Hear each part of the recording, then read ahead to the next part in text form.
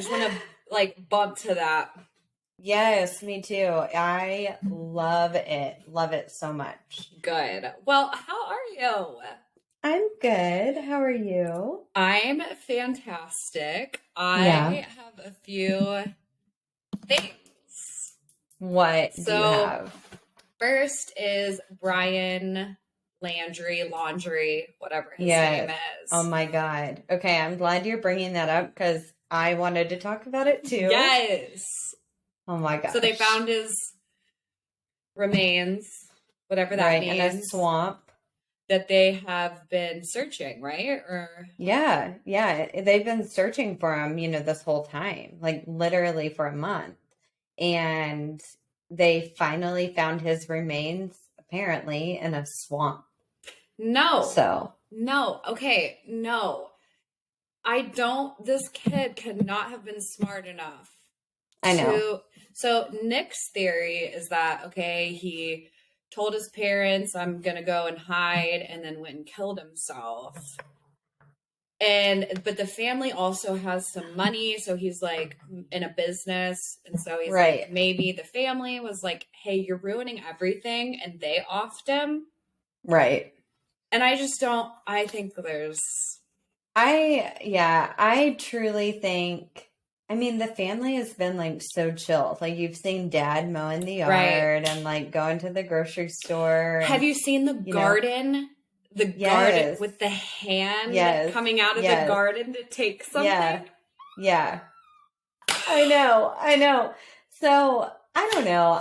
My theory is that he's alive. Mom and dad gave him a bunch of money and he's probably, on a beach somewhere in South America or, like he's changed his identity, completely different name, different hair color.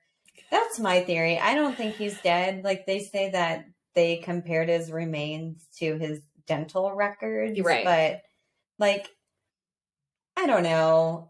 I don't know. I think the whole thing is so sketch from start to end. And I don't want to like disrespect the dead by any means, but I think the whole thing is sketch. I think there's something beyond, but them just, we found him. Right. The end. No, right. I don't think this is the end. Right. I don't either. I'm so curious to see what happens. Yep. So curious. So next area of business, I hope this makes sense. I saved this to talk on here, and the more I think about how am I going to explain this, I'm like, this is probably super stupid. But Nick had the funniest joke. Oh my God. And for people listening, Nick is my boyfriend who thinks he is so funny, and normally he's not. But this killed me. He was like, you guys need to have like this fake person who's always like basically your show stalker. And he's like, you could be on your podcast and be like, oh, Julie from Ohio sent us a message. And then next week it's like, it's Julie from Ohio. And he was coming up with all these things. He's like, you guys do all these polls and all these questions, and you could be like, wow, Julie from Ohio does it again. And I was like, well, funny you say that. It's pretty normal for us to just make up our own stuff anyways, like questions or whatever. But it makes me think of like influencers who are like, you guys were all asking about my shoes, so here's a link to where you can buy them. And it's like, bitch, no one asked where you got your shoes. No one asked. But Julie from Ohio. Yeah, she always comes through. She always asks the questions that we want to answer. Oh my God. So if you guys hear from Julie from Ohio is our biggest fan, apparently. Yeah, that is great. Okay, so what are you drinking tonight? A failed attempt at a margarita. I just can't. I can't get the perfect concoction down. Yes. Yeah, so I've got tequila, the orange liqueur that I can't say the name of, and lemon and lime juice and grapefruit. Okay, so kind of like a Paloma instead of a margarita. I don't know what ingredient I'm missing to make it a margarita. Sugar, So no, a margarita wouldn't have grapefruit juice in it. So that's what makes it a Paloma. So a margarita is tequila, triple sec, or an orange liqueur, lemon and lime juice, and agave. Do you know how to say the orange liqueur word? I don't know which one you have. I'll spell it. Okay. Okay. Cointreau. Contral. Sure. Yeah, it's Contral. That's what I've got. Okay. Yeah. Just look up a recipe. Okay. You'll be fine. Well, speaking of margaritas, I'm drinking a margarita, but it's a coconut margarita. So it's a traditional margarita with a little bit of coconut in it. Delish. So it's yum. It is my something spiked. Yeah. Yes. Cheers. And as far as our word goes. Oh yeah, our drinking word of the day. Yes. So I've been giving this a lot of thought. Okay. No, I haven't. In fact, I didn't think about it one time, and so I'm stalling. I am going to say that it is toy. Toy. Okay, that's a good one. That is a good one. Be prepared to get drunk. So anytime, yeah, good job. Anytime you all hear the word toy, if you're playing along and if you're 21 and older and can drink, take a sip of your drink. And if you're not 21, get hydrated. Grab that water. Grab that Gatorade. Grab the Gatorade. Oh. Grab that jug of milk. I don't know what you need. Right. Exactly. All right. So before we get started, I need to read our disclaimer, and then I'm going to talk about who we are talking about. So our videos and podcasts are for entertainment purposes. All information discussed was found on the internet. Keep in mind, we will talk all things sinister that may not be suitable for all audiences. Viewer discretion advised. Right. It's like we need a snippet of our media. All right. So today we are talking about David Parker Ray, aka the Toybox Killer. So Toy. Oh yeah.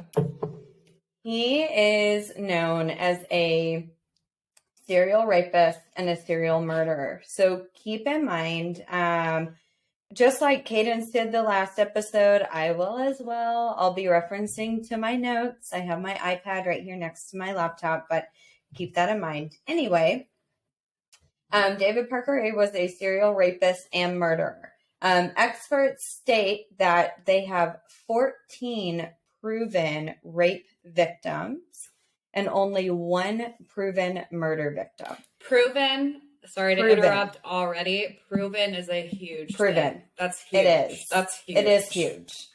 So, however, they think the number of rapes and murders is closer to 60. Okay, wow. 60, yeah.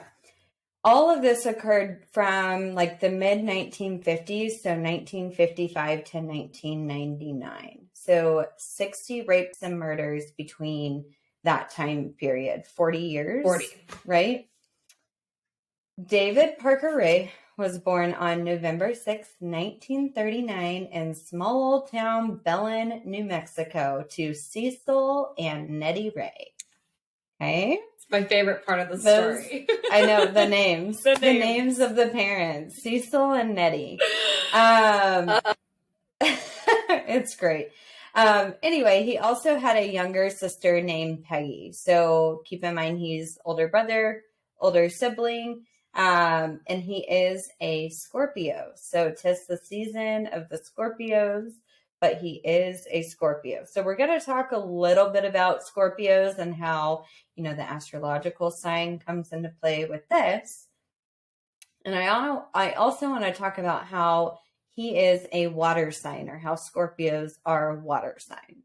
Okay. So Belen, New Mexico, first of all, is a very, very small town. Like, highest population was 7,000 people. And that was literally like 2 years ago. So think about like back in, 1939, there were not many people at all. I think it said, no more than 3,000 people in 1939. And during the World War II? Two, correct. So probably super poor.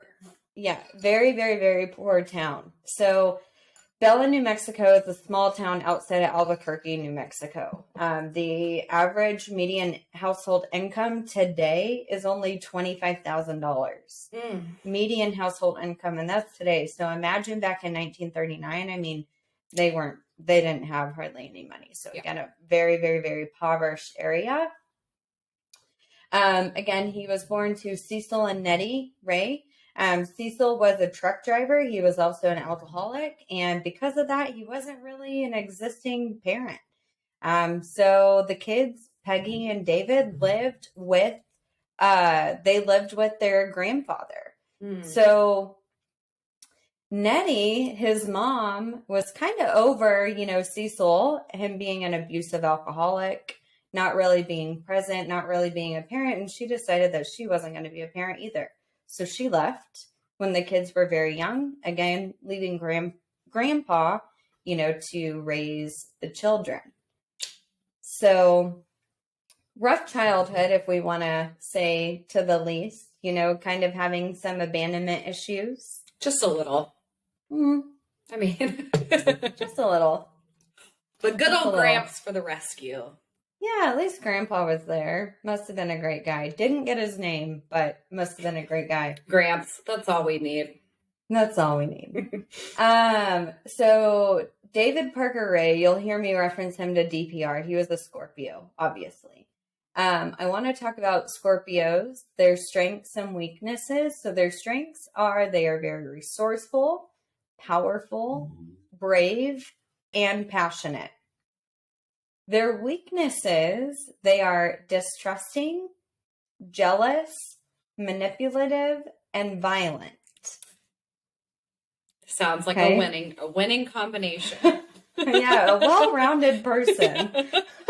They also, fun fact, love bunnies. So lovers.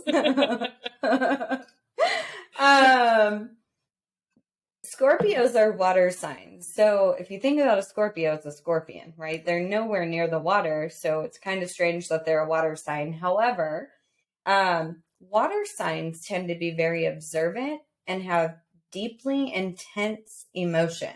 So question. Sorry. Yeah. Interrupting already. When it comes to fire signs, water signs, whatever, they encompass several astrological signs, right? They do. Okay. They do. Typically 3 or 4. So I think it's actually 4 per sign. Yeah. Because there's fire, water, and earth. Wind. Oh, maybe. Yeah. Fire, water, and earth. Yeah. Okay. So 3. Yeah. Yeah. Perfect. 3 signs, so 4 per sign. Yeah. Yeah. So very observant and very intense emotions. So with the emotions, they can become very overwhelmed with their emotions where it's hard for them to control, whether it's, that they're angry, whether they're sad, whether they're happy. It's hard for them to be able to control it. And this leads to making irrational decisions. Shocking. So keep that in mind, throughout listening to the story about DPR. Also, water signs tend to be very creative. So this leads to their imaginations having 0 limits. So remember this, kind of later in the story, we're going to talk about David Parker Ray and his motive and what he does, during his, killing process. Mm-hmm. But keep in mind, he is a very creative person. So, and a very emotional person. I'm ready. All right. So we've talked about Bella, New Mexico, small town outside of Albuquerque, lived with his grandfather. Fast forward to when David Parker Ray was early teenager, 11, 12 years old. In middle school, he was kind of an outcast. He didn't really have a lot of friends. People didn't like him. They made fun of him a lot. He was bullied a lot. And in the meantime, he's living with his grandpa and his sister. Dad's still on the road. Mom isn't in the picture, but Dad comes home every now and then in between his trucking shifts. About once a month is whenever he comes home. Okay, got it. So when he comes home, like a lot of truck driver parents, they'll bring their children gifts. Well, he would bring his son S&M porno magazines. Wait, how old is he? Like 12 years old. Oh my God. It's not funny. It's so bad. It's terrible. But S&M porno magazines. So again, he's known for being a serial rapist, and now you kind of see where this developed. Yeah, at 11, do you even hit puberty at 11? I don't know. Like, do you even know what that thing is down there at 11? Do you even know what's between your legs at 11? Probably not. Right. So Dad would bring these home to him and give them to his son. You know, obviously DPR would enjoy them, I guess. Probably figure out what to do with the thing between his legs. He's reading it like it's a fairy tale. He's like, and this was a nice princess. Right. And then she met her prince. And he beat the shit out of her. Yep, and he did. Right. Oh, God. So, Sister Peggy, you know, again, she's younger than him. She goes into his room, you know, being a nosy younger sister, starts snooping around and finds these magazines. Yeah, finds these magazines. And she confronts him about it. And she's like, what the hell? Like, what the hell are these? And he basically, like, freaks out. He's like, don't worry about it. Dad gave them to me. It's fine. Like, leave it alone. It's fine. And so she just, like, brushes it under the rug. She's like, whatever, you know, not going to get into it with him. But weird. Can you imagine being a little girl opening these S&M porno mags? No. Seeing this violent porn that, you know, given to her 12-year-old brother. And I'm sure the dad casually gave these to him. Mm-hmm. So it's like, I have this theory that everyone knows right and wrong. It's just which path you choose. But if something that sensitive is handed to you so normally, I wonder if, did he know in his head it was bad? Or I mean, at 11, probably not. He probably thought that was so, like, oh, this is, like, if someone handed us, like, People magazine or Kids Bop magazine or whatever we had at 11. Well, I mean, think about it. If your dad is giving this to you, you know, you're probably like, oh, there's nothing wrong with this. Yeah. Like, so, yeah. So, fast forward to, you know, him being in high school. It's known that, you know, people said that he was a good-looking kid. Like, he was a good-looking young male. And it's crazy that he didn't really have a lot of friends. Again, he was bullied, but he finished high school. And he enlisted in the Army. Throughout his first enlistment, resourceful. Great. Yep. Throughout his first enlistment, so if you think about it, you know, after basic comes your first enlistment, you know, depending, he was discharged from the Army. It didn't really talk about why. But we can probably use our imagination. Probably. I mean, yeah, probably. Oh, shit. Did something wrong. So after he was discharged from the Army, he ended up moving back to New Mexico, where he lived right outside of a town called Truth or Consequences, New Mexico.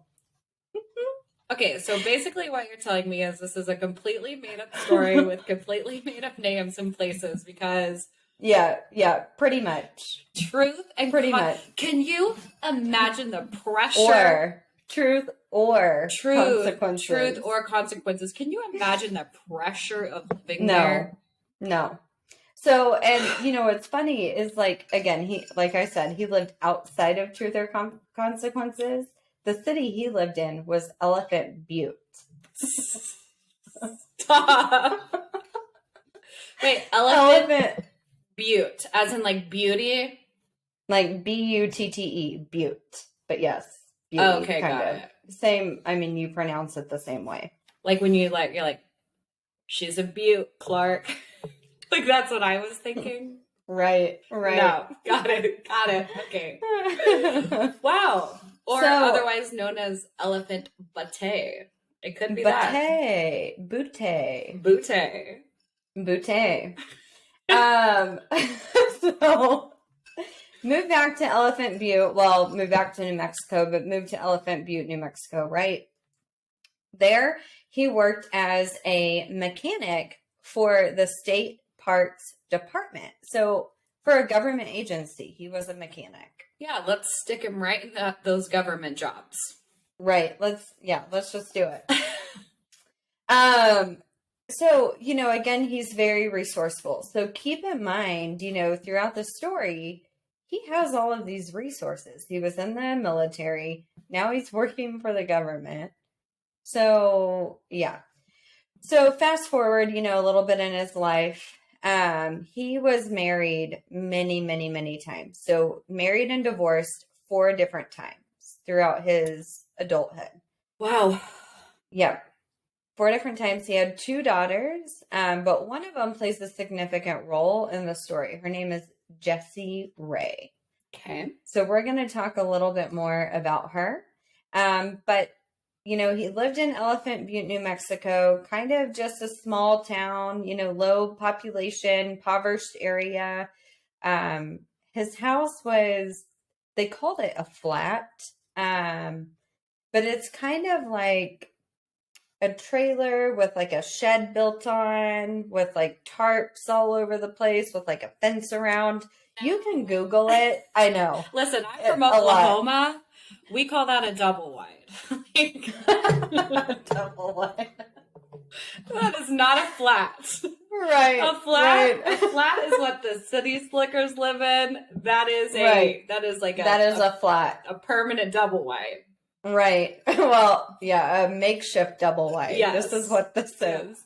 So you can Google this. It's quite interesting, just to see, his house and what he lived in. And I'm looking at myself in the camera and I think I have a hive on my forehead or something. Just side note. I don't see anything if that makes you feel better. Okay. Well, maybe the lighting, the camera lighting will help. I'm looking at myself. I think I have hives. Yeah. I mean, my neck is red. So anyway, I'm also kind of hot. So I'm going to take this off. But, all right. So he lived in this shithole of a place. Okay. And but right next door to the shithole of a place was a nicer trailer, a climate controlled, nicer, smaller trailer. It wouldn't be considered a double wide, but a nicer trailer. And this is what he called his toy box. Wait, so he didn't live in this one? He lived in the one with tarp and shit all over it? Yes. This one was still on his property, but in the front yard, right? So you can look it up. If you just look up David Parker Ray Toybox, you'll be able to see. Okay. He spent on it. Yes. He spent over $100,000 on this. On the toy box? Toy box. Yes. On this toy box. Go on. Yes. This toy box was his torture chamber. So this is where he would take his women back to and torture them. Yeah. Oh my God. Yeah. Mm-hmm. So it's wall to wall. I'm sure you're going to get into it. Yes. So this torture chamber was full of sex toys, whips, chains, makeshift torture devices that he made. In the middle of it was a gyno chair. So if you go to your gyno appointment, your yearly exam, he had a gyno chair in the middle and a mirror in front and a mirror on the ceiling. Okay. Yes. Did he find this randomly? No, he made it. He made the gyno chair. Yeah. Okay. Yeah. Men. I'm going to ask you for a favor here. Google a professional one. Yeah. And imagine the vulnerability, the coldness and temperature, the exposure, and then imagine a makeshift one. Right. No. I mean, we are already like mortified going to the gynecologist once a year or every other year. Now it's every other year. But, you know, you're sitting in this chair and you see stirrups on the end of it. Yep. And your feet are up, like, all the way up to your freaking chin. Like this. Your knees are, yeah, just like that. I cannot believe you just did that. No, guys, I think I have hives.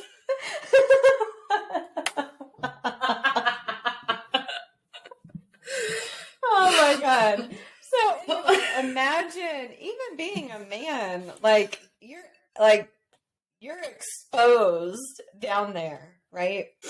Yes. So like being kidnapped and like stuck in this thing is the most terrifying thing. And they're, I'm sure, strapped to it. Oh yeah. Yeah. We'll get to that. But you know, again, like, so there's this gyno chair in the middle, and then in front is a mirror, and on the ceiling is a mirror. So, you know, when these women are in this chair, like, they are seeing everything that is being done to them at all times. And we'll talk a little more about that. But so that's like where he lives and what he has. And he has this toy box. Damn, I'm gonna need You need a refill. Yeah, you need a refill. So I'm fast forwarding to whenever he's in like his 50s, right? So wait, he started this.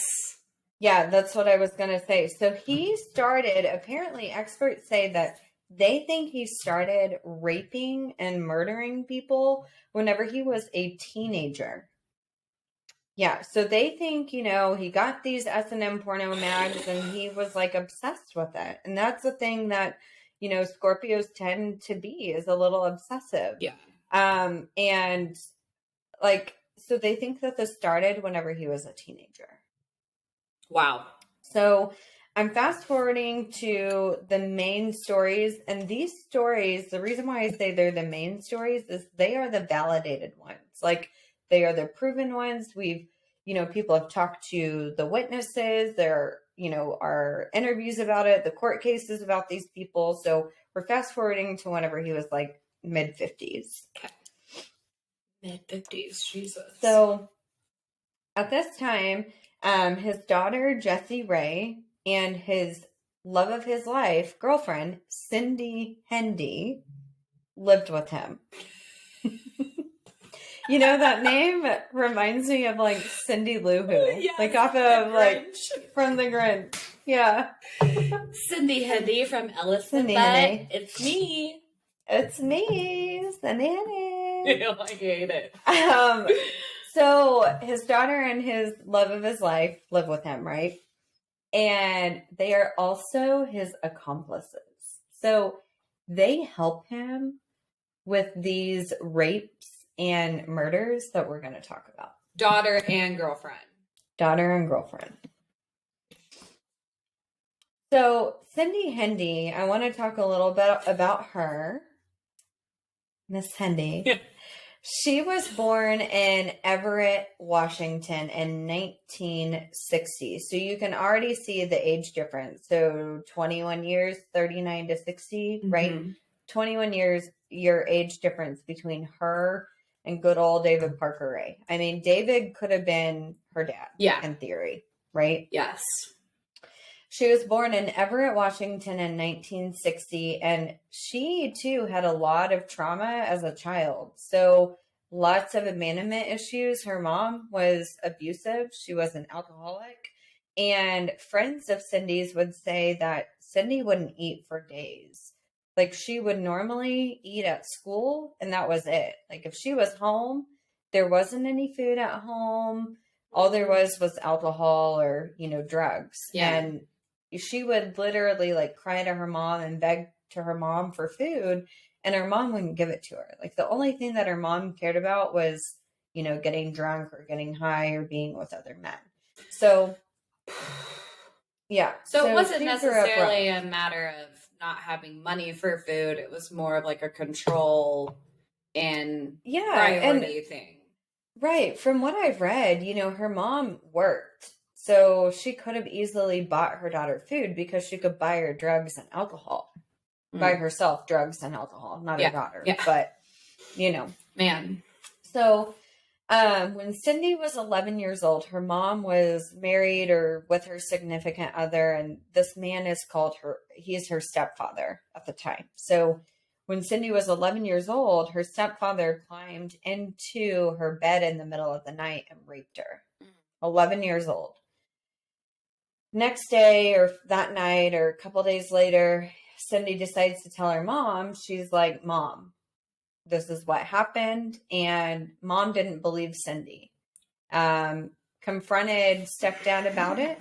And stepdad was like, no, she's lying. And Cindy was kicked out at 11 years old, kicked out of her house to live on the streets, like by herself. So this is my thing. I know this is a very popular theme of the time, save your reputation at all costs, whatever. But let's say you're a kid. Let's pretend that she was lying. Right. Wouldn't you still think, hey, my 11-year-old is saying some pretty radical things. I should probably investigate. I mean, right. It's true. So she should have looked into that in itself. But it's like, even if your kid is some rebel, awful child, you still have a major problem. Right. Or a child that has like a crazy imagination, you know, that sometimes just makes things up. Like, you know what I mean? But how would a child know, like, oh, Mom, he did something down there? And like, how would they know, the details? How would they know, what rape is? Right. It's sad. So at 11 years old, mom kicked her out. And so from there, she kind of joined gangs and she bounced around, to different gangs and different men. And she was living on the streets or living in and out of other people's places. And of course, she ended up becoming a drug addict and alcoholic herself. Excuse me. And did not mean to do that. I'm just glad it wasn't me. I mean, your legs were already up, so it could have been a fart from you, but it was a burp from me. We have to edit that out. No, we do not. That is hilarious. Just goes to show celebrities are people too. Casey Musgraves and Khloe Kardashian. We are people too, okay? Oh God, this is great. I'm getting hot. I'm getting hot. All right. So, drug addict, alcoholic, criminal, whatever. Whenever she became of age, and I don't know what age she lost her virginity, but apparently she loved the rough sex fantasy. So she wanted her boyfriend or her men that she was with, to perform rough sex on her. She liked choking. She liked, all of the rape fantasies. That is what she wanted her sex partners to do. So again, this is David Parker Ray's love of his life, and you can kind of hear why. Perfect match. Perfect match. She had 3 children from 3 different men as well, so kind of similar. He had 2 daughters from 2 different women. She as well struggled to take care of them, and ended up giving the kids to the grandparents to raise. So really had not much to do with them. So gave the kids to the grandparents to raise. And in 1997, she ran from the cops. Basically, she was wanted for auto theft and other, criminal charges. And she ran from Washington to good old Elephant Butte, New Mexico. She like did one of those like, and this is where I'm going. There. Yep. And it's not even on the map. I don't even know what city it is, but we're going to figure it out. She's like, truths, consequences. Truths. Truth or consequences. You know what? Elephant Butte sounds beautiful. Yep. Beautiful. So, how Cindy and David met, she actually was on a like women's, like a domestic women's work release type program. This program particularly focused on women that had been in like abusive relationships or had bad upbringings. And she met this guy before David met this guy, and he was very abusive to her. So she was part of this program, right? And they would place these women at places to work, right? Not that they had to work, but it would go in their benefit to help them with, you know, like money for food and money for housing and stuff like that. Yeah. So she was placed on this work release program at the fucking state park that he worked at. So this is how they met. Yeah. Wow. Shocker. Call it God. Divine intervention. That is just so bad. Oh, that makes me so sad for her. Well, I mean, she didn't really say no. So, anyway, started working there, met him, they fell in love, and she moved in with David. Gross. So, investigators and experts say that she said this like verbatim. This is her quote. She said, "When I moved in, he started to tell me all the women that he had murdered. He said at least one a year for 40 years. So when she met him, Yeah. this is 1997. So he was born in 39. He was in his 60s. Yeah. Right? Yeah, 60s. So he's already done all the killings. Yep. Can you imagine? Yeah. Like, you're on your, 10th night of hanging out with each other, and it's like, I think it's time I share my past. Right. I think it's time that I tell you that I not only murdered one woman, but it's 40. My favorite pastime, really. Yeah. Right. All right. So this is where, again, like stating, this is where the 60 victims come into play. Mm-hmm. So we've talked about Cindy Hindi, Jessie Ray at this time to 1997, 1998, late 90s. She is 21 years old. Okay. She's living with dad. And she's an accomplice as well. So her mother was one of his 4 wives and didn't really have much to do with her. So that's why, David Parker Ray raised her. And it's apparently he was a pretty good dad to her. From what I've read, he didn't molest her. He didn't abuse her. Now he would have like crazy parties where lots of drugs and alcohol would be present, but all in all, I mean, from what I've read, he was known to be a decent dad to her. And that kind of plays into the Scorpio mindset of valuing your personal relationships. These other women are not, they're nothing to him. Right. But his daughter and his girlfriend, he confides in them. Scorpios love honesty. Yep. So, sick. Yeah, it's sick. So, I want to jump to like his motive and what he would do with, the whole kidnapping, the raping, the murdering. He would try to like kidnap women that weren't going to be missed, right? That nobody would know that they were missing. So he would target, drug addicts, alcoholics, prostitutes. Think about, in this time in the 90s, people were still like hitchhiking, right? Like, so drifters. He would try to, kidnap these women that weren't going to be missed. And he would often pick them up at bars. So in good old Truth or Consequences, he would go to the Blue Saloon, right, and pick up different, I know, great name. Right? It's the first normal name. Right.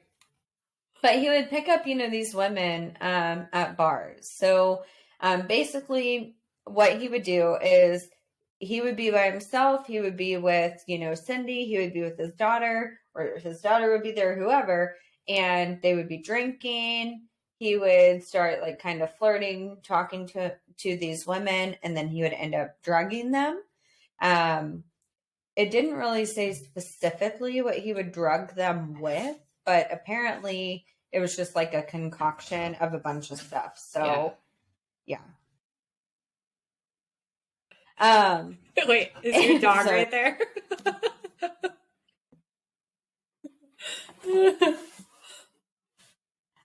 So he would drug, a bunch of these women and bring them back to his. Bless you. I know. It wasn't me. It was my dog. He sneezed. Oh, God. Anyway. So he would drug these women and end up like bringing them home. Okay. So these women would be drugged, right? They would wake up in the middle of this toy box. You're so obnoxious. Anyway, wake up in the middle of this area and they would be in this gyno chair. Ugh. Strapped and chained to it, and like instantly like wake up in a panic. They would see this mirror in front of them, a mirror above them. They would be naked, and all of a sudden a recording would start playing. So he recorded this 50-minute recording that would play for every freaking woman that he kidnapped. And again, same situation. They would be naked. They would be chained to this chair. They would wake up and they would see themselves and they would panic. And they would listen to this recording. In the recording, so we're talking about 1997, okay? Right. 1997, 98, 99. Last 3 years of the 90s. In the recording, he says, he's like, now I don't know your specific situation because I recorded this back in 93. So, like, can you imagine waking up in this chair and seeing yourself, first of all, in a gyno freaking chair, chained, naked, but also listening to him say that he's been doing this since 93 and it's 1997. It's very Saw, giving me Saw vibes here. Yeah, absolutely. I mean, I wonder if Saw was kind of like made off of this story in a way. I mean, can you like just waking up and want to play a game? Yeah. And you have to listen to instructions. I've always wondered that during the Saw movies, like, how in the world can you focus on these instructions when you wake up naked in a gyno chair with mirrors and torture devices around you? Right. So you can look up, like, you can Google the transcript. It's really fucked up. But I want to talk about, like, the beginning on what they would listen to whenever they would wake up. So I'm going to read this from the transcript. It says, "Hello there, bitch. Are you comfortable right now? I doubt it. Wrists and ankles chained, gagged, probably blindfolded. You are disoriented and scared too, I would imagine. Perfectly normal under the circumstances. For a little while at least, you need to get your shit together and listen to this tape. It is relevant to your situation. I'm going to tell you in detail why you have been kidnapped, what's going to happen to you, and how long you'll be here." My God. And this is a 50 minute, and that was the first 10 seconds. Yes. And that's terrifying. Terrifying. So I'll continue. He says, You probably think you're going to be raped, and you're fucking sure right about that. Our primary interest is what you got between your legs. You'll be raped thoroughly and repeatedly in every hole you've got, because basically you've been snatched and brought here for us to train and use as a sex slave. Guess I've been doing this too long. I've been raping bitches ever since I was old enough to jack off. Like, what the fuck? He's picturing himself as a Hugh Hefner, and these women are gonna do what I want and what I say, and yeah. Oh, gross. And if you look up a picture of him, like, at this time, he looks like a creepy truck driver. I'm on it. Yeah. David Parker Ray. Yeah. That's he also. Ugh. Yeah. No. I don't know if you can. Yep. That's him. That's him. Yeah. He looks like the guy from Shameless, but worse. Way worse.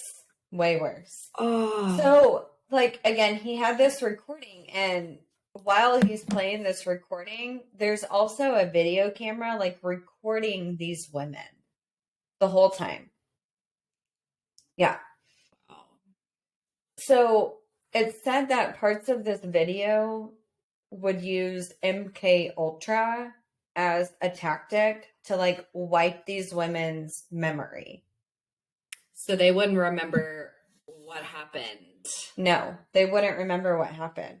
So he would keep these women for days or weeks at a time. He would torture them, and then he would dump their body, and they wouldn't remember a thing.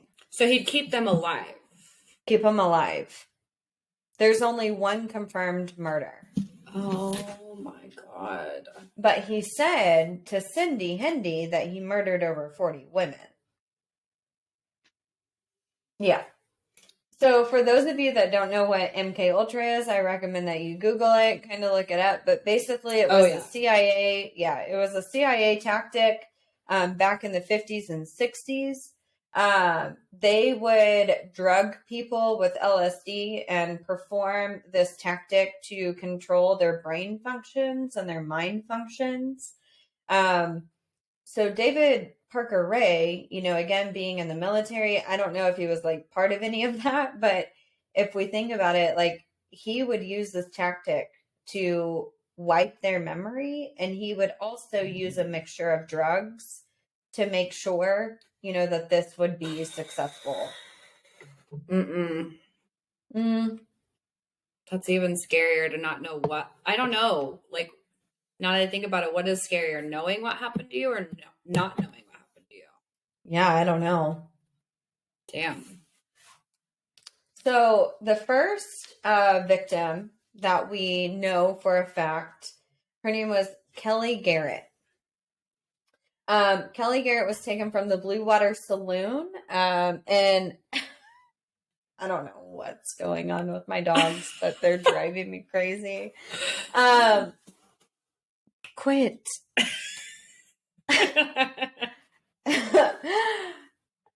Anyway, at least they're not like toddlers. They're actual fur babies, but they act like toddlers. Okay. So Kelly Garrett was taken from the Blue Water Saloon in Truth or Consequences, New Mexico.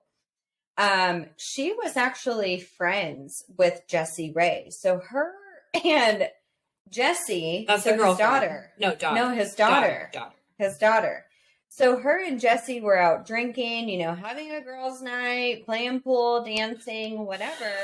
And Jessie drugged her. Brought Kelly back to Dad's Toybox, knew what Toybox was. But, so, let me back up. Kelly was there for a girls' night because her and her husband had gotten into a fight. So she was like, fuck it. I'm leaving. I'm going to go hang out with Jessie Ray. We're going to drink. We're going to dance. We're going to play pool. We're going to do whatever. So Jessie takes her back to Dad's freaking torture chamber, right? And there he tortured her for 2 days. 2 days. David Parker Ray tried to kill her. He slit her throat, drove to abandoned land in New Mexico because he had access to all this abandoned land working at state parks, right? Dumped her body. She was naked. Somehow she gets back home, right? Gets back home, tells her husband what happens. Like, her neck is like cut open. Yeah. All of this. Her husband doesn't believe her. Tells her that she's made this story up. She's bruised. She's cut up. She's been raped over and over again. What is the point in not believing? What is the, right. She did that to herself. Right. So doesn't believe her, kicks her out, and then he files for divorce. Well, yeah, she won in that situation. Oh, absolutely. He was a dick. But she moved out of Truth or Consequences. So she moved away. She's like, fuck this place. I'm leaving. Person number 2 is Angie Montano. Now, Angie Montano was friends with Cindy Hendy, his girlfriend. Yeah. Funny how these, women they're all are connected. Like, okay. How did they, we say how did they not know, but yeah, like, how can you be so close to someone? Right. So Angie Montano was friends with Cindy Hendy.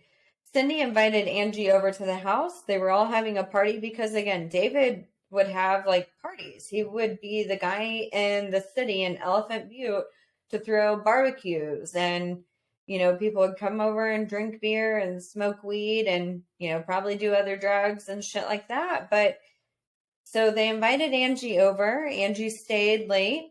David Parker Ray drugged her, and then he raped and tortured her for 5 days. And this is Cindy's friend. Yeah. And I'm sure she was there.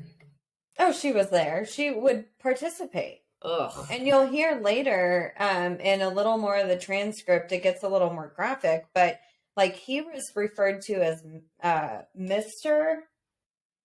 or Master. And she was referred to as Mistress. Ew. Yeah. So Gross. she would participate. It's disgusting. So raped and tortured her for 5 days. Angie remembered everything. So when he packed her up in the car, she pretended that she didn't know where she was at. She pretended she was delusional. He dumped her body, and she instantly flagged down another car as they passed by. And that car was an off-duty police officer. She's naked. Oh my God. No clothes, naked in the middle of the desert in New Mexico. This cop picks her up and he's like, what the hell happened? And he believes her. He believes her, and she tells him. She tells them everything, but then when they get almost to her house, she panics. And she's like, no, I can't press charges. I can't go through with this. I can't do it. Please just drop me off and leave me alone. Oh.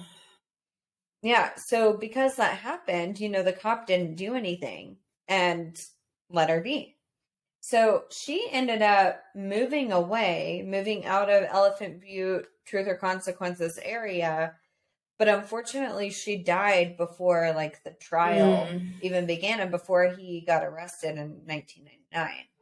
That's so sad. Yeah. Before we get into the other women, I want to go back to this tape, this recording. Oh, God. And it gets very graphic. So viewer discretion is extra advised. But I want to talk about, some of the things that he would do to these women and what he says. So he says, some girls really have a lot of trouble with it, and I'm sure that you will to a certain extent. But let's face it, you can't get away. You can't say no. You're going to be naked all the time. You won't be able to struggle or resist. You're just going to have to lay there and take it, good or bad, no matter what's done to you. A scary thought? Yeah, but there are no options. Nothing that you can do or say will change the fact that this is going to happen. Many girls beg and plead. Almost all of them cry, especially during the first couple of days. And some of them scream and threaten. But I have a poster on the wall in the playroom that says, if it's worth taking, they're worth keeping. We'll use a couple of methods of punishment. A whip is an excellent training aid. So is an electric shock machine. Anytime you get out of line, one or both will be used on your body, and I will assure you it will not be pleasant. You are a slave. You don't realize it yet, but you will eventually. I'm your master, and the lady is your mistress. You will be totally docile. You'll be very quiet, and you'll only speak when spoken to. When I tell you to spread your legs or pull them back, you say, yes, master, and you obey the command. Because to do anything less will get you beaten. If I tell you I want to be sucked off, you say, yes, master, and you open your mouth. I love oral sex if it's done right, and you're going to be taught exactly the way that I like it. So I'm just talking for like a minute. 50 and this is minutes. a 50-minute long tape. That's what I was thinking the whole time is 50 minutes of this. 50 minutes. Yeah, and he goes into like graphic detail. I mean, he is talking about all the different toys and devices that he's going to use on these women. He also has dogs, and those that are, I mean, I feel more sensitive to dogs than humans, but he also talks about how his dogs would rape these women. So, yeah, in this transcription, He talks about the dogs? He talks about the dogs raping the women. And he says that these women will get on all fours and, you know, his dogs could rape them and doesn't know which hole it's going to get into. Like, it's pretty graphic. It's pretty graphic and it's pretty fucked up. Oh my God. Yeah.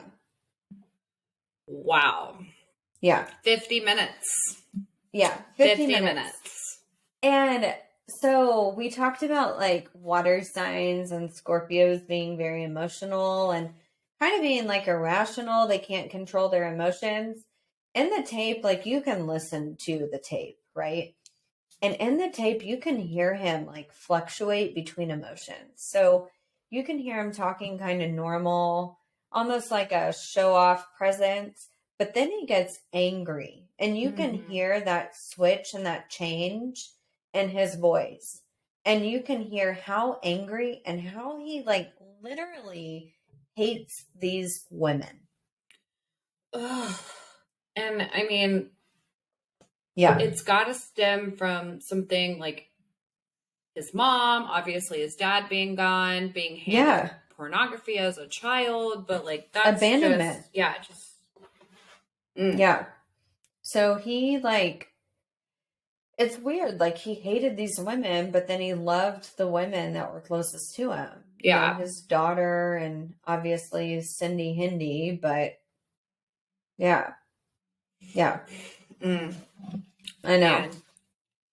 All right. So third victim, Marie Parker. She was a drifter. She was at a bar where Jessie Ray and her boyfriend, so Jessie's boyfriend was Roy Yancey. We don't really talk much about him, but he's involved in this one. They kidnapped her, they drugged her, they kidnapped her, brought her back. Like Roy also partook in kidnapping his girlfriend? No, kidnapped Marie Parker. Oh, yeah. I was thinking, I thought you thought that was his girlfriend. Jessie was his girlfriend. Jessie. Got it. Yes. I said Jessie and her boyfriend Roy. Yes, I am with you. Okay. I am here. All right. Glad you're there. Okay, so they drugged her, brought her back, raped and tortured her for days. And then apparently Roy got very frustrated with her. From what I've read multiple stories. So I've read that either she was like crying and pleading with him or offering him money or saying, her boyfriend was going to kill him or something like that. And he freaked out and he killed her. Oh. Roy did. So Jesse's boyfriend killed her. Jesse kind of freaked out about it, and David Parker Ray helped get rid of Marie's body. So they dumped her body in the middle of nowhere, and still to this day, they have not found her body. Well, especially in the desert, like, no telling. Yeah, there's thousands of miles of land that's like abandoned. Gosh. All right, so the last story that I'm going to talk about is the last story that gets him caught. So this is kind of graphic and kind of crazy, but Cindy Vigil was, the last victim that we're going to talk about. She was also a friend of Cindy Hendy. Vigil was a prostitute. She was looking for, Johns. She was out working, trying to make some money. David Parker Ray came to where she was working, and Cindy Vigil didn't know who he was. She knew Cindy Hendy, but she didn't know who David was. David came to where she was working, and he pretended to be a police officer, pulled out handcuffs, and said that he was arresting her for prostitution. Oh, man. Yeah, he's obviously not in a cop car, not in anywhere near a cop car. Doesn't look like a cop. He's in regular freaking No clothes. badge. No badge, no gun, or hell, he could have had a gun. Who knows? But ends up putting her in handcuffs and putting her in the back of the car, right? Putting her in the back of his car, takes her back to his house where raped and tortured her for days. Jesse Ray, so Cindy Hendy, so they would like take turns watching these women, right? To make sure that they wouldn't try to escape or whatever.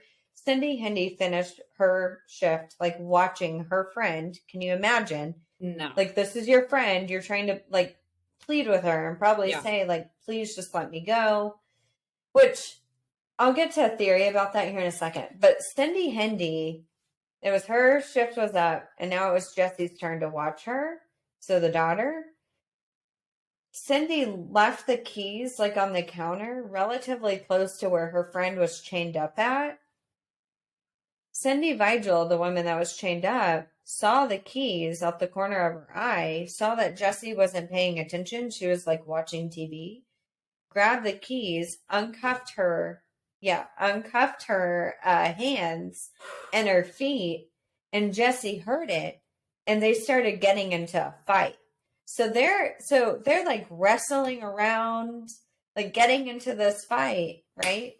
Yeah, surrounded by murder weapons. Surrounded by, all these murder weapons and all these torture devices. And Cindy Vigil picks up the phone. Somehow there was a phone in this trailer, but picks up the phone to call 911. And Jesse Ray, like, either falls on the cord or somehow, like, pulls the cord out of the wall or the phone out of the wall, and it disconnects. So it's like a hang up to 911. So it connected to them and just sounded like, oh, okay. Okay, good. Someone hung up. Good. So they're fighting, and Cindy Vigil sees an ice pick, grabs an ice pick, and stabs it in Jesse Ray's neck.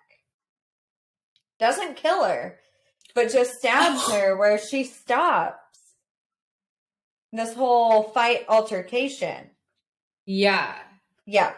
So Jesse's naked. Like, she has these chains like around her neck still, like they're off of her wrists and her ankles, but she's like naked. So she darts out of this trailer darts out of this trailer and runs to the nearest neighbor's house, bangs on the door, and the neighbor opens up, and it's an old woman, and she's like, come in, and she's like, call Thank God. 911. Yeah, call 911. I've been like tortured next door. So the neighbor calls 911. In the meantime, Jessie Ray calls her dad, and David Parker Ray and Cindy Hendy are out looking for Cindy Vigil. I bet. Yeah. Right. While profusely bleeding. While profusely bleeding. Yep. So Cindy Hendy and David Parker Ray are out looking for Cindy Vigil, the woman who escaped. A cop pulls them over, like sees them, because the 911 call came from the house. Right. Right? The thing. The sex torture chamber. Right. The Toybox. Which, again, why? Why do you have a phone in your torture chamber? Idiots. I don't know. Idiots, right? So a cop like sees them and he's like, what's going on? Like, why did this 911 call, come from your place? Right? And they said, they made up the story. And they said, this woman, she called 911. We're trying to help her out. She's a heroin addict. We're trying to kick her off of her habit, and we're detoxing her. They made up this crazy story. Trying to kick her off her habit, so we're kidnapping her and keeping her against her will. And the cops, did they think the cop was just gonna be like, wow, what great friends. Right. So the cop didn't buy it, thank God. Yeah. Like, the cop was like, nope, and arrested David, arrested Cindy, arrested Jessie. I mean, she went to the hospital first. Jessie's like, stop! I'm dying. In the hospital. Arrested Jessie and arrested Roy Yancey. So all four of them got arrested. And this was March 1999. Yeah. So the first story that we talked about was in 97. Yeah. Yeah. And he's been doing it long before. Since the mid 50s, they think. I mean, they think since he was like 13 or 14 years old, So like 55, 54. Wow. Yeah. So, they're all arrested. They're all in jail. So detectives go back to David Parker Ray's house and the trailer, and they're going through this toy box. I'm almost out. And they find, not only do they find like all the torture devices, the nasty fucking gyno chair, all the sex toys, but they find video recordings of dozens of women. Man. Dozens of women. One woman had a very unique tattoo on her leg. And so they're like, we need to figure out who this woman is to give us like more information to help us, with this case. So they take this clip of this video, of this recorded video. They take this clip of this video to the local news station and ask them to play part of it on the news. They don't play anything graphic, but just like the tattoo of this woman's leg. And some local woman noticed that tattoo and recognized it. And guess who the woman was? Victim number 1, Kelly Garrett, whose husband didn't believe her. You know what? Yeah. I know. I hate her. Fuck him. I hope he was alive at this time. I mean, I'm sure he was. It was only 2 years later. But the mother-in-law, so his mom, is the one who recognized her tattoo. Good and for her. And she's the one who called into the police and said, that's my daughter-in-law. Well, ex-daughter-in-law. Oh, my God. Good for her. Yeah. Wow. So cops called her, and had her come, back to Elephant Butte, Truth or Consequences area, and showed her a snippet of the video that she was recorded in. and she had like a full-blown panic attack. And she said, this goes back to like the mind control, the MK Ultra. She says that she never remembered anything that happened to her, but she had constant nightmares like every night, and she couldn't sleep without a light on. She was constantly terrified, and she didn't know why until she saw part of this video, and all of the memories came back to her. Wow. Can you imagine? No. Thinking that something's a nightmare and it actually happened to you. Right. Right. So sad. So Kelly Garrett was one of the only women that, testified against David Parker Ray. But another woman that testified against him was obviously the one who called 911, Cindy Vigil. So while she was testifying against David Parker Ray, David Parker Ray's defense attorney walked out to the witness stand where Cindy Vigil was at, grabbed the chains that were around her neck whenever she took off, and slammed them on the witness stand. Didn't say a fucking word, just slammed them on the witness stand. And Cindy freaked out. She started having like a crazy panic attack, like cussing, like, fuck you, fuck them, I can't believe you did this to me. There's a video that you can look up of her in court, like, going crazy. What was, like, did he want her to react like that? I think the defense attorney, like, didn't believe her story because she was a prostitute, And so she wasn't a credible witness. So he, like, grabbed the chains and slammed them on there thinking that, like, she wouldn't recognize him, maybe? I don't know. Well, he basically won the case for her. Right. So going back to Scorpios being emotional and loving and, very, they care deeply about people. David Parker Ray told his attorney, stop. I can't take this. I can't see her like this. I will plead guilty if we stop the trial. Oh my God. Yeah. I don't want to say good for him, but that's shocking. Right. Like, I mean, it's awesome that it happened. Yeah. And that he finally realized, like, what I did is wrong and what I put these women through is definitely wrong. Yeah. But stopped the whole trial and said I plead guilty. It's the good thing about is the women didn't have to go through anymore. Like, it was over. He admitted there was no more fighting. No. Oh, man. Yeah. Yeah. So that was the end of the trial, but they all were sentenced. They all went to prison. Good. I want to start with the least amount of years sentenced. So Jessie Ray, his daughter, she was only sentenced to 9 years for being an accomplice. So at this time she was like 21 years old, 9 years. She got out by the time she was 30, had her whole life to live. Wow.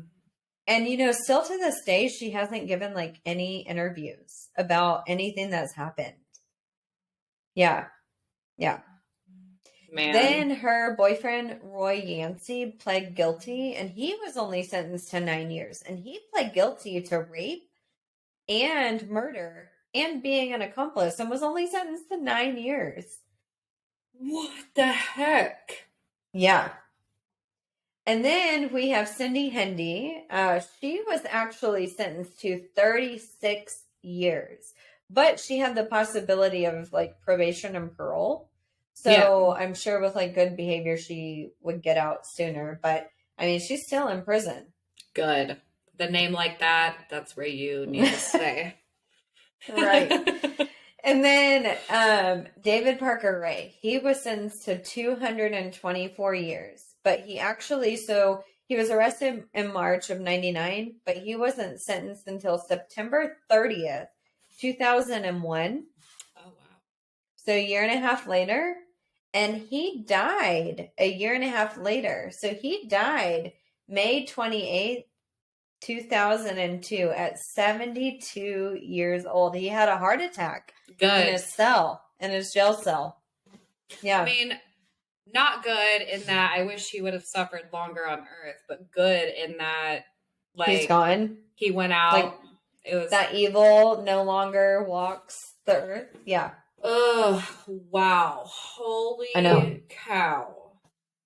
So I want to end this story with like one thing. Oh, okay. I want to go back to the recording and the tape that these women would hear. He would end the recording with, "Have a nice day." Have a nice day. Not, "I hope you live." Not or, good luck. Not, yeah, good luck with all the rape, or, you know, the breast shocker, or the shocker hurts, or watch out for the dogs. Have a nice day. Nice day. Yes. That is straight out of Saw. It's like straight out of Saw. Yeah. Wow, that's like the final fuck you. Middle finger to the sky. Yep. Like, I don't care about you. I'm a sociopath. You're my play toy. Have a nice day. And for this to go on for so long, and in a small town, which is, you know, I feel like there's more he said, she said, a little more small town gossip, and no. Right. No. Have a nice day. Wow. So that is David Parker Ray, friends. Hope that was sinister enough for you. Oh my gosh. It's I pretty have chills. sinister. I have chills after the have a nice day. Yeah. Oh my God. Excellent story. Let this be a lesson that if someone's in distress, even if they're a quote unquote crazy, look into the story. Look into it. Yes. Don't turn anyone away, because that first lady, it could have ended with her if her husband would have taken 2 seconds to look into this. Yeah. I mean, you know, think about it. Like, I'm married. You are practically married, you know, with Nick. But like, seriously, like if one of us were to come home and if that were to happen, and regardless if we had been in a fight with them, like you want to think that your significant other would believe you. And like, why would you make that up? That's just it. And again, it kind of goes back to the thing of childhood is even if someone who wasn't credible came to me and they had all these bad things, you know, this has happened to me and this has happened to me, I would still be like, okay, something is wrong. Even if it's not exactly what you're saying, there's something wrong here, or there's something wrong that happened in the past. Something has gone wrong for this to be a thought in your head. Right. And unfortunately for these women, they were 100% honest. And they were. But, you know, again, that's like him being resourceful as a Scorpio. Like, he knew the women to pick. Yeah. He knew the women that would not be missed. And ultimately, like, he was very, very, very smart and, again, resourceful with that. So it's sad. So sad. But at least they're either in jail or dead. So. Right. Amen. Amen to that. Great story. That is one that I had not heard before. Yeah. So that is so fun to listen to. Good. Final little ending here. The only thing I have is our patrons. We do have VIP patrons. So that includes Nick, Valerie, and Adrian. We do have Haley and Angie as our patrons as well. In the future, we'll just do VIP shout outs. So, but thank you guys all so much. And we are wearing our merch. We are. We're wearing our merch. It came in and we are obsessed. It's so great. If you haven't checked it out, you definitely should. Because not only like is it comfy and soft, but it's just fucking cute. And we got the premium for you guys, so take advantage of it. We did. We got the premium shirts. We didn't want the cheap shit. Like, we got the premium, nice, yes. comfy shirts and hoodies and sweatshirts and crops and mugs and all of it. And crafts. And crafts. I definitely thought you said and crafts. Cup. So, go check it out. Join our Patreon. Yes. I mean, if anything, we want you to just do all the basics. Like, Yes. subscribe, follow, share. All of the stuff that is absolutely free. Do that stuff first. Yes, please. And then give us all your money later. Yeah. So. Because Casey Musgraves and Khloe Kardashian have to live. I got to pay for these somehow.